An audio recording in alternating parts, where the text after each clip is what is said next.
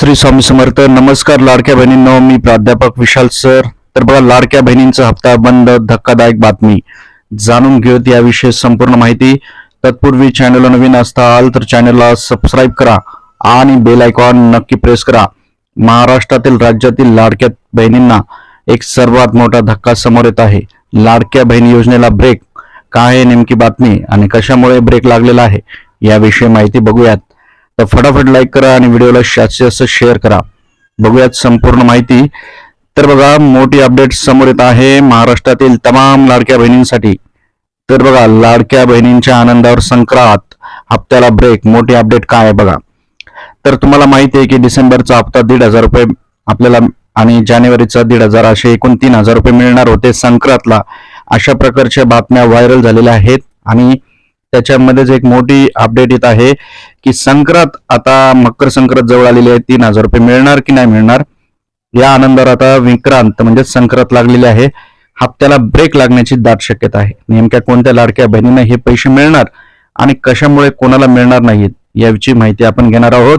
फटाफट एक लाईक करत चला. लाईक करण्यात कंजूसी करू नका. तर भरपूर लाडक्या बहिणींनी लाईक केलेले आहेत, धन्यवाद. तर बघा, महाराष्ट्रात आता काय चाललेलं आहे, इलेक्शन. काय चाललंय, इलेक्शन. लाडकी बहिणी योजनेविषयी 14 आणि 15 जानेवारी रोजी 3,000 रुपये जमा होण्याची शक्यता वर्तवण्यात येत होती. पण आता महापालिका निवडणुकीसाठी गुरुवारी मतदान आहे, आपल्याला सगळ्याला माहिती आहे. परंतु या हप्त्याला काँग्रेस पक्षाने आक्षेप घेतलेला आहे.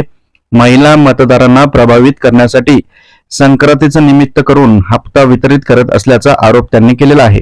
असा आरोप हा काँग्रेसने केलेला आहे.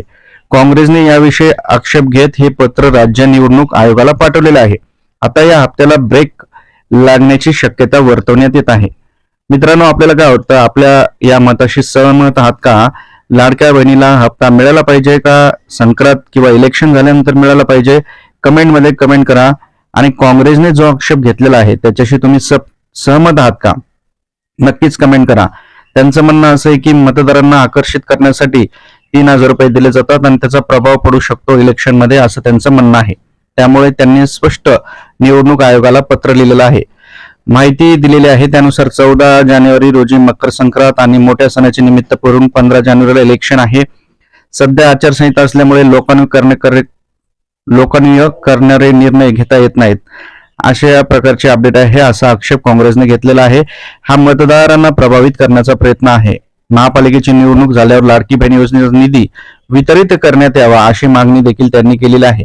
अशा प्रकारची माहिती काँग्रेसचे प्रदेश अध्यक्ष हर्षवर्धन सकपाळ यांनी निवडणूक आयोगाला पत्र पाठवलेलं आहे.